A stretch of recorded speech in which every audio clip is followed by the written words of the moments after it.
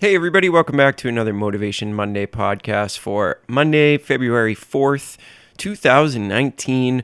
Hope you all had a great weekend, and hopefully, this episode will get you off on the right foot this week.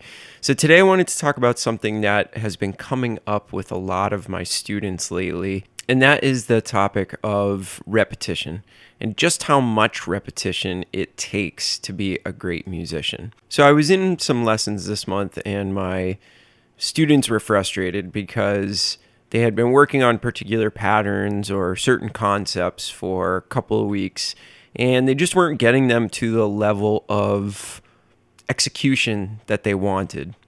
And I was reminded of a time when I was in college, and I would walk through the halls of the practice rooms, and I would hear some of my favorite fellow musicians at the school in their practice rooms practicing.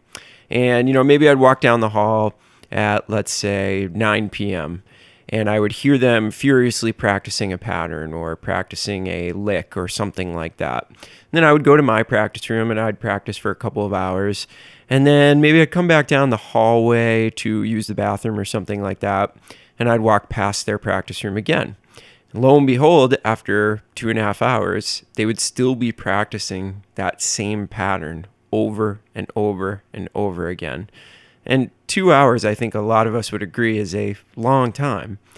But it kind of was an epiphany to me, because what I realized is that in order to reach the level of proficiency and the level of subconscious execution that you need to be a great jazz musician, it requires this intense time spent on some of these essential patterns and essential concepts that it takes to play jazz at a high level. So if you think about it, we listen to so many of our favorite musicians and we hear them playing these just totally burning double time lines, and their level of proficiency just seems to be something that we feel like we could never reach. And we think, they must just be so talented and their ears must be so good. And all of that is definitely true. But do you know what I think the root of all of it is that they were willing to spend way more time than anybody else becoming 100% proficient at their instrument and being able to execute those ideas at extremely fast tempos, reaching a level of muscle memory and, like I said, subconscious ability to play this stuff that they are the ones that are able to, at the end of the day, over a real tune in a real improvised solo, sound better than anybody. So I'm willing to guess that if you think of your favorite musician, and if you were to listen to a practice session, you'd be really surprised. I think that all of us think that they spend so much of their time thinking of these high-level ideas and, doing stuff that's way over our head. And that might be true at the point they're at right now. But I bet if you went back into their early development years, you would hear them playing a lick that they took off of a record for hours at a time until they could play it in all 12 keys at any tempo with no mistakes. Practicing it to the point where they don't really have to think about it. It's more just like when you get up out of a chair and you walk to the other side of the room, you don't think about every single step that you take. So if you're somebody that wants to be able to pull off some of these ideas, but you always get hung up on the execution of them, I think you need more repetition. And I think you just need to spend more time with it. And here's the thing is that you'll start to feel like a little bit of a crazy person, because you'll think nobody else in the world has spent this much time on this simple idea or exercise that I have. So I'm just going to stop doing it, because there's no way that I'm ever going to come out on the other side. But what I want to tell you is that you will. It's just you have to take a little bit more of that punishment. You have to do those extra 50 repetitions to come out on the other side. Something I like to compare it to is, physical endeavors. The people that reach the top of their game in a physical sport, like let's say marathon running, the people that are the fastest, that can push themselves beyond the other people that will never get to their level, is their ability to accept that physical punishment, wrap their minds around it, and just do it. I truly think it's the same way with music, because when you are repeating something 1,000 times in a row, and that is not an inflated number. 1,000 times in a row is not something that you should go, oh, he doesn't really mean that 1,000 times in a row. No, I definitely do mean that 1,000 times in a row. If not more than that, then you're never going to reach that peak level that we're all searching for. So I almost think about it like, the person who's kind of willing to bang their head against the wall the longest is going to end up coming out on top. Now, of course, there are all these other things that you have to work on that don't involve repetition. But in order to master your instrument and get to the absolute pinnacle of being able to execute these ideas that we learn on the podcast every single week, it requires a tremendous, tremendous amount of repetition. Improvising is an extremely high-level thing that we do.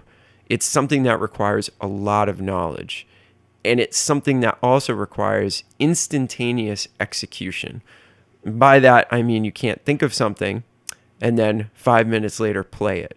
You've got to think about it and then play it right after you think about it. It's a combination of an extremely high level of thinking, an extremely high level mental game, and an extremely high level physical game. And it's one of the few things in life that requires the physical and the mental to be absolutely at the top. So think about this for a second. What are you spending your time in the practice room doing? Are you practicing for 10 minutes on one concept and then moving on to something else? Do you repeat something 5 times in a row and then say, okay, that's enough. I guess I just can't do this. And then you leave it alone. What I want you to do is instead work on one concept in the practice room per day, but repeat it like 500 times and just watch how much better you get. I promise you it will work.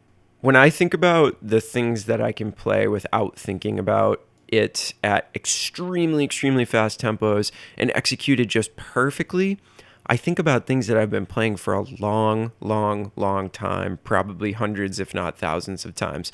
So as an example, there's an etude book that I work out of with my students all the time called Selected Studies. It's for saxophone. Now, I've been playing these etudes since I was in middle school, and we played them all the time in high school for all-state auditions and just learning them in general. My teacher gave me a bunch of these. And then ever since high school, I've been working with high school students playing these etudes. And when I think about this book, I can literally go into this book and just play anything at full tempo, with ease, with barely even thinking about it.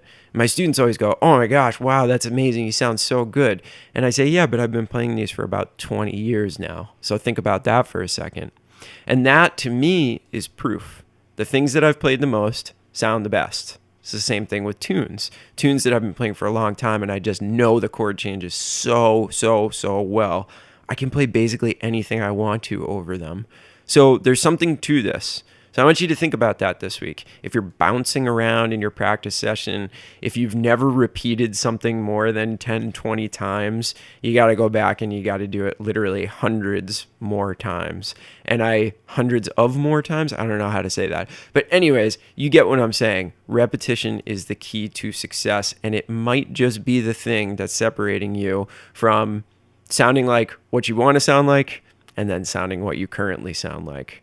So let me know. Let me know what you think about this. Let me know if you're somebody that can never seem to repeat things enough to get them up to the top tempo, up to the top level of execution. Where are you at with that? And do you think this could benefit you? All right, that's the end of my rant, but I do want you to think about it. All right, we'll talk to you on Friday with a regularly scheduled episode. Have a great week, everybody. Stay inspired. Bye.